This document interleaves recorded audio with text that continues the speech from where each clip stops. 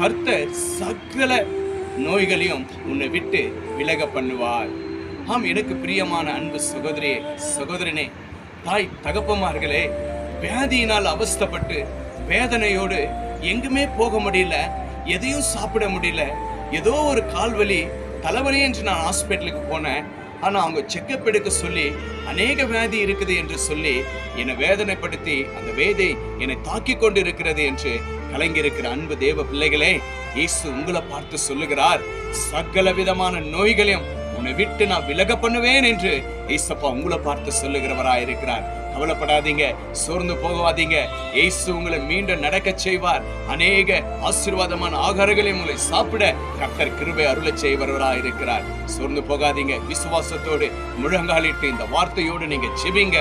கர்த்தர் உங்க உள்ளத்துல இருக்கிற, உங்க சரீரத்துல இருக்கிற எல்லா வியாதிகளிலிருந்து இயேசப்பா நல்ல சுகம் கொடுக்கிற